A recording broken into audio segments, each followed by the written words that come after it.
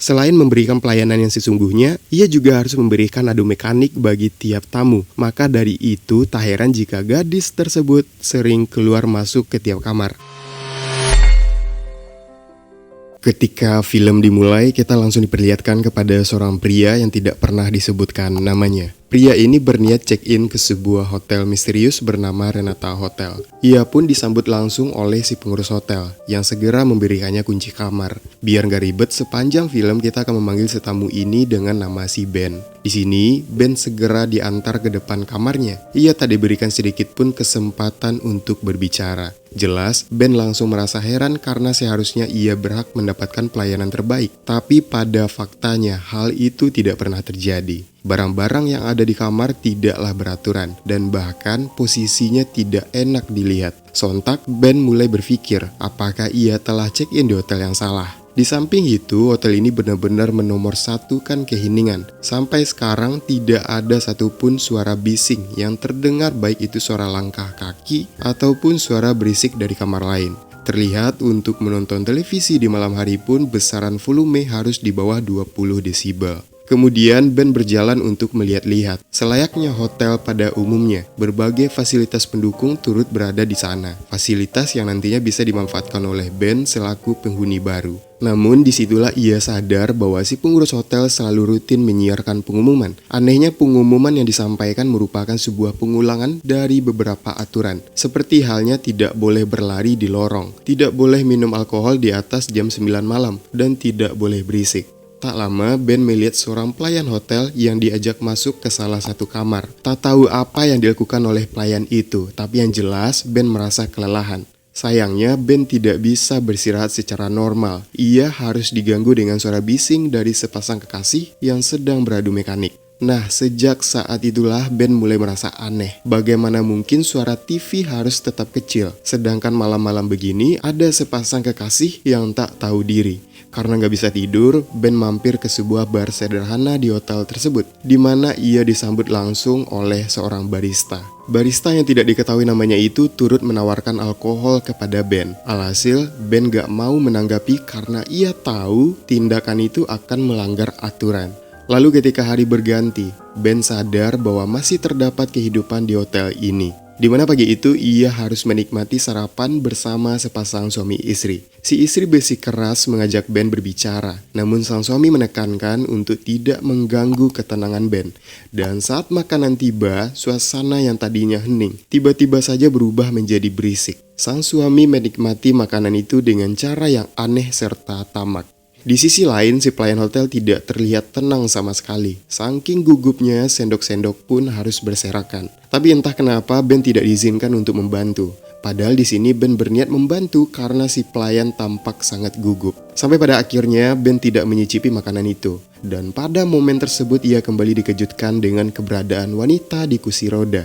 Ternyata wanita tersebut adalah istri dari si pengurus hotel dan ia menderita kelumpuhan otak. Di samping itu, jejak kursi roda turut membuat Ben sadar bahwa lokasi kamar dari si pengurus hotel akan dengan mudah diketahui. Tapi lagi-lagi Ben harus berpapasan dengan kakek tersebut. Kali ini ia sedang sibuk memaku tembok sembari memarahi istrinya. Namun dengan kehadiran Ben, si kakek pun gak lagi marah karena ia segera meminta untuk dibantu. Anehnya, saat akan mengambil bingkai-bingkai itu, si istri pun seperti melarang. Tak tahu maksudnya apa, tapi yang jelas Ben hanya bisa membantu sampai selesai. Asli, sepanjang nonton film ini gue cuma bisa keheranan sendiri. Bagaimana enggak penghuni kamar lain hanya menyapa seadanya, lalu masuk ke dalam kamar seperti tergesa-gesa. Dan anehnya lagi, barang-barang yang sempat dirapikan oleh Ben malah kembali berantakan seperti semula. Singkat waktu, Ben pun sengaja berenang di kolam yang tersedia. Tapi mau tersedia atau tidak, Ben tetap saja tidak melihat orang lain di sana. Dari situ Ben kembali beristirahat di dalam kamarnya, di mana untuk kedua kalinya ia pun kembali mendengar suara sepasang kekasih yang sedang sibuk beradu mekanik. Namun saat akan menegur, pintu Ben malah terhalang oleh keberadaan istri dari si pengurus hotel, yang apa boleh buat sepanjang malam itu Ben tidak sama sekali tidur.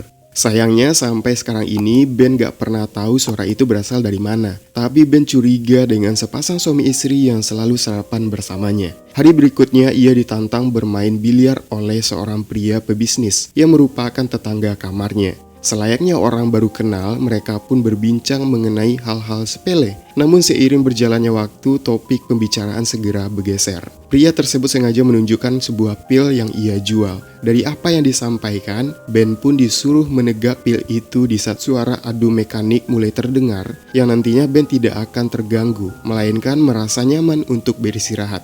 Kemudian adegan beralih kepada si pengurus hotel yang akan memberi makan kepada istrinya, di mana si pelayan hotel segera disuruh untuk mengambil makanan yang disimpan di dalam kulkas. Sedangkan si barista sengaja disuruh untuk menyuapi wanita itu makan. Tak lama, Ben yang sedang berjalan kembali berpapasan dengan pelayan hotel. Di sini Ben segera mendapati botol penampung yang sudah terisi cairan putih. Jelas dong cairan itu bukan sembarang cairan, di mana tiba-tiba saja Ben mulai mengalami sakit di bagian dadanya. Singkat cerita, perayaan sederhana sengaja diadakan untuk menyambut Ben sebagai tamu baru. Pada momen itu, setiap tamu disajikan sayatan kecil dari kepala babi. Anehnya, selama si pengurus hotel belum terlihat, para tamu pun langsung menyantap secara rakus. Lalu ketika si pengurus sudah muncul, barulah mereka mulai terdiam. Jujur aja keanehan itu belum seberapa, karena apa yang akan kalian lihat sebentar lagi jauh lebih mind-blowing, serta di luar Naila, yang mana sang istri dari si pengurus hotel turut ditampilkan di depan para tamu. Awalnya gue kira mereka semua akan berdoa bersama-sama, namun faktanya wanita itu dipaksa untuk mengobrol selayaknya boneka. Dan parahnya lagi, para tamu justru tertawa ngakak dengan suara tawa yang sangat creepy. Kali ini si pelayan hotel akan bernyanyi sebuah lagu. Ya, sama seperti sebelumnya, gue kira lagu yang dinyanyikan akan terasa spesial. Tapi ternyata lagu itu hanya berisi 3 buah kalimat yang diulang-ulang terus-menerus. Sampai-sampai secara perlahan, senyuman si pelayan hotel mulai berganti dengan tangisan. Mirisnya sepanjang gadis itu bernyanyi, hanya Ben seorang diri yang masih bertahan hingga selesai. Saat akan tidur, Ben kembali mendengar suara adu mekanik dari sepasang kekasih. Luar biasanya, Ben berhasil tidur dengan nyenyak sepanjang malam, yang berujung ia segera memulai hari secara produktif dibandingkan hari-hari sebelumnya. Lalu datanglah Ben ke ruangan biliar. Di sana ia bertemu dengan si bisnis beserta si kakek yang sedang main kartu berduaan aja. Dan dengan kehadiran Ben pun diajak untuk bermain, di mana tak lama si kakek harus keluar sebentar karena terdengar suara kursi roda yang sedang bergerak. Nah, di momen ini si bisnis mengajak Ben untuk bermain curang.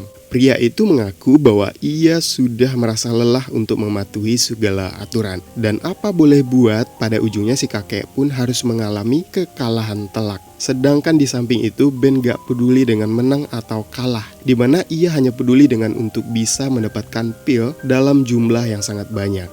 Singkat cerita, Ben yang akan beristirahat pun mulai dihampiri oleh si barista. Ben diberitahu bahwa ia sengaja diundang makan malam oleh si pengurus hotel. Benar saja, pada malam itu mereka pun duduk bersama kecuali pelayan hotel yang hanya berdiri di pojokan tembok. Tak lama si kakek menegaskan bahwa ia selalu tegas dengan aturan untuk menjaga keseimbangan. Keseimbangan yang mengalir seperti air tanpa adanya celah. Tidak jelas di sini keseimbangan apa yang dimaksud. Yang jelas si pelayan hotel memiliki ekspresi yang tersiksa, begitu juga dengan istri dari si kakek. Rasa-rasanya kedua orang itu udah berada di fase pasrah dengan keadaan. Hanya saja biar nggak repot, Ben cuma bisa setuju serta memuji setiap pelayanan dari hotel itu. Sampai suatu ketika seseorang mulai menyelinapkan sebuah kaset ke dalam kamar Ben, di mana kaset itu berisikan tiap-tiap aktivitas dari pelayanan hotel, dan dari sinilah Ben mulai panik. Ia baru sadar bahwa terdapat kamera tersembunyi di tiap-tiap kamar yang selalu merekam aktivitas tamu, namun bukannya mendapatkan solusi. Ben malah dihampiri oleh si pelayan hotel, yang mana tanpa adanya basa-basi, si pelayan hotel itu langsung beraksi secara spontan. Dengan begini, Ben pun segera melawan, di mana dadanya Ben kembali mengalami sakit, dan ia segera mengajak pelayan itu untuk kabur. Hanya saja larian mereka tidak akan berjalan dengan mudah. Entah bagaimana ceritanya, seluruh tamu langsung mengejar mereka secara serempak. Sedangkan di sisi lain terlihat jikalau si kakek sudah terkunci di suatu ruangan. Ia hanya bisa memantau melalui CCTV, sekaligus memberitahu semua tamu untuk tidak berlari di lorong serta kembali ke kamar. Sayangnya pelarian mereka tidak berjalan dengan mulus. Ben yang mengalami sakit di dadanya pun langsung dihajar oleh si barista. Sedangkan di situasi yang berbeda, si pengurus hotel tak bisa lagi berbuat banyak. Kakek itu langsung mengakhiri hidupnya sendiri, yang berujung seluruh tamu mulai menggila, di mana secara rakus serta serakah si pelayan hotel langsung diadu mekanik secara bergantian. Mau itu cowok, cewek, muda atau tua, mereka semua benar-benar di luar naila. Dan setelah beberapa waktu kondisi hotel pun tiba-tiba langsung hening total. Semua tamu sudah masuk ke kamar terkecuali Ben beserta si pelayan hotel. Pada titik ini Ben berusaha untuk mengajaknya pergi, namun sayangnya mereka tidak bisa pergi. Begitu juga dengan si wanita yang mengalami lumpuh total. Beralih kepada Ben yang sedang duduk di lobi hotel, tapi kali ini ia harus disambut oleh pengurus yang berbeda. Nah, bisa dipastikan sampai saat ini kalian semua bertanya-tanya, apa sih yang sebenarnya terjadi dan bagaimana maksud dari setiap misteri di film ini? Simpelnya gini, dari awal kedatangan, si pembuat film gak menjelaskan siapa sebenarnya si Ben ini dan kenapa dia bisa berada di hotel itu. Dimana awalnya kita dibikin percaya jika Ben ini adalah tamu biasa yang tidak memiliki hubungan apa-apa dengan hotel tersebut. Padahal faktanya Ben bukanlah tamu baru di hotel ini, melainkan ia sebenarnya sudah mengalami momen tersebut secara berulang, serta selalu berakhir sama di setiap saat. Nah, makin bingung kan? Jadi intinya si Ben ini hanya dijadikan mainan yang selalu direfresh otaknya. Ketika tersadar dengan tujuan mendapatkan hiburan, Ben dijadikan boneka seolah-olah ia adalah tamu spesial di hotel ini. Yang padahal Ben bukanlah orang spesial, melainkan ia merupakan mainan biasa yang dimanfaatkan sebagai penyampaian pesan moral. Selama film berjalan, kita juga dibikin percaya bahwa si wanita berkursi roda merupakan istri dari si pengurus hotel. Yang padahal wanita itu adalah istri dari Ben. Begitupun halnya dengan si pelayan hotel yang terlihat seperti pekerja biasa, tapi aslinya gadis tersebut adalah anak kandung dari Ben sendiri. Loh, nah satu keluarga ini sengaja dijadikan bahan hiburan dengan peran mereka masing-masing. Mirisnya si pelayan hotel benar-benar menjadi pelayan di hotel ini. Selain memberikan pelayanan yang sesungguhnya, ia juga harus memberikan adu mekanik bagi tiap tamu. Maka dari itu, tak heran jika gadis tersebut sering keluar masuk ke tiap kamar. Dan disitulah setiap melihat aktivitas si pelayan hotel, Ben selalu mengalami nyeri dada yang luar biasa. Di mana secara tak sadar Ben sebenarnya sedang merasakan sakit hati ketika anaknya diperlakukan seperti itu. Kemudian hasil kunjungan pelayan hotel akan disimpan secara dibekukan ke dalam kulkas. Itulah mengapa tak heran jika si pelayan hotel beserta si wanita kursi roda tidak diberikan perlakuan seperti si barista. Karena dari makanan saja mereka berdua sebenarnya sudah dibedakan. Tak sama seperti si kakek beserta si barista yang mengkonsumsi makanan normal. Kedua wanita itu hanya menyantap cairan putih yang sudah dibekukan. Di mana perlakuan itu benar-benar menandakan bahwa keluarga Ben sudah dianggap rendah serendah-rendahnya. Tapi mereka bertiga tidak bisa berbuat banyak dengan kondisi Ben yang seperti itu. Ben yang selalu percaya bahwa ia bisa mengandalkan obat untuk terhindar dari suara adu mekanik, yang pada faktanya suara itu berasal dari suara anaknya sendiri yang bersama tamu lain. Dan di samping itu Ben gak sadar bahwa obat tersebut memang disiapkan untuk dirinya, karena selain mendapatkan efek rileks, seluruh ingatan Ben akan direfresh dengan sendirinya dalam kurun waktu tertentu. Hasilnya gak ada harapan bagi keluarga itu untuk bisa kabur dari hotel tersebut. Si pengurus hotel semakin tegas dengan aturannya. Si kakek benar-benar berusaha untuk menjaga keseimbangan di dalam hotel selagi para tamu tetap puas. Karena sesungguhnya para tamu yang gak pernah pergi itu rutin memberi modal agar kegiatan hotel tetap berlangsung. Sampai pada akhirnya mereka semua sudah sangat rindu dengan peristiwa pemberontakan yang berujung si barista sengaja mengancam anaknya Ben untuk melayani ayahnya sendiri. Dan dari situlah si barista tahu bahwa Ben akan melawan serta mengajak anaknya untuk kabur. Dimana pada saat yang bersamaan para tamu langsung diprovokasi oleh si barista. Alhasil kacaulah seluruh keadaan di hotel itu. Si kakek turut dikunci oleh si barista secara tiba-tiba agar seluruh kegiatan mereka semua bisa terwujud di hari itu. Yang apa boleh buat akhirnya si kakek pun harus tewas. Sedangkan si pelayan hotel harus mengalami lumpuh otak. Namun peristiwa itu tidak membuat para tamu terhenti, di mana mereka sengaja mempekerjakan pengurus baru dan peran Ben kembali terulang lagi. Ya, itulah mengapa sepanjang pengulangan tersebut berjalan aturan di dalam hotel selalu menegaskan untuk tetap hening. Karena tak lain tak bukan aturan itu dibuat demi menghindari kecurigaan dari Ben sendiri. Gitu ceritanya. Jangan lupa subscribe untuk kehadiran konten menarik selanjutnya. Saya Judi Setiawan, thanks for watching video and until next time.